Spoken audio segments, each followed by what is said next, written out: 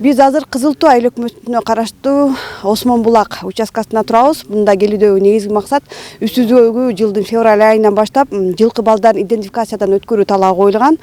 Мына ошондуктан бүгүнкү күндө ветеринарлар ар бир жылкы баласын кармаган фермерлердин үйүнө барып, аларга чип салууда. Гүлчөрө Муратовдун колунда 15 жылкысы бар. Бүгүн атайын ветеринардык врачтарды чакырып, жылкыларды идентификациядан өткөрдү. Анткени менен дагы деле бул жакта түшүнбөгөн суроолору бир топ. Ошондой болсо да мыйзамды сыйлаган жаран катары өз милдетин тоюп тургандыктан жылкыларын атайын жайга киргизди.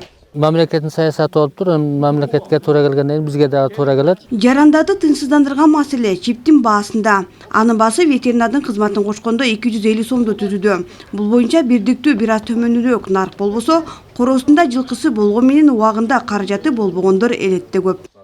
Ошол кезде бизде жаздын эрте келүүсүнө байланыштуу жайтка жылкылар эрте кетип, бооз учуру болуп, андан жайыт мезгилинде болуп, бүгүнкү күндө өзүңүздөр көрүп аткандай аба ырайы курукчулуу болуп, мына бүгүнкү күнгө чейин жылкылар кол карай элек, ошого солгунураак жүрүп атат да бүгүнкү күндөчү. Бүгүн бирок ошону колго алып, азыр ар бир ошо инспекторлорду, куратылык инспекторлорду айыл өкмөттөргө бөлүп, өзүм баш болуп, мына бүгүн Кызыл Туу айыл өкмөтүндө ушул массовый идентификацияны жүргүзүп жатабыз да.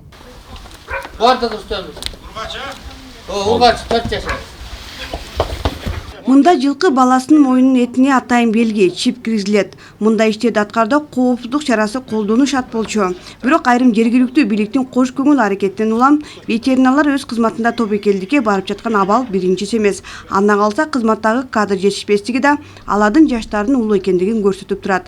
Калк кармаган мал жандыктардын түрдүү улаңдардан алыс болуусу, өлкө боюнча жүрүп жаткан идентификациялоо жумушунда жарандардын түшүнүү менен кабыл алуусу алар үчүн башкысы. Элдер арасында түшүнбөстүк анча-мынча ошого биз мына бүгүн өкмөткө кирип, өкмөттүн аппараттын чогулушунда айтылып, айыл башчыларга дайындалып, айыл башчыларга элдин арасында туура түшүндүрүү ишин жүргүзүү бул жана биздин эле талап эмес, бул жогорку эме өкмөттүн коюлган талабы, бул өкмөттүн эле эмес, мурунку ЭЭПке кирип аткандагы биздин бир техникалык талаптардын бири болуп эсептелгендиктен буну обязательно аткарышыбыз керек. Өлкө аймагында буга чейин бажы биримдигинин талабына ылайык ийри-мүйрдүү малдар идентификациядан өткөн.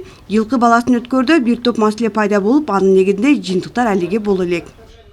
Буга чейин туура эмес, терс маалыматтардын кетип калганын кесепетинен ушул иштер солгун жүрүп атат десем болот. Себеби GPS навигатор салгандан кийин, чипти салгандан кийин ал үйдө жатып, кайсы жайытта жүргөнү аныкталат дегендей ушундай бир аябай саясат кетип калган экен. Бирок бүгүнкү күндөгү бул чипирование мыйзамга жана ошондой эле ЭЭПтин талаптарына ылайык бул идентификация да негизиненчи.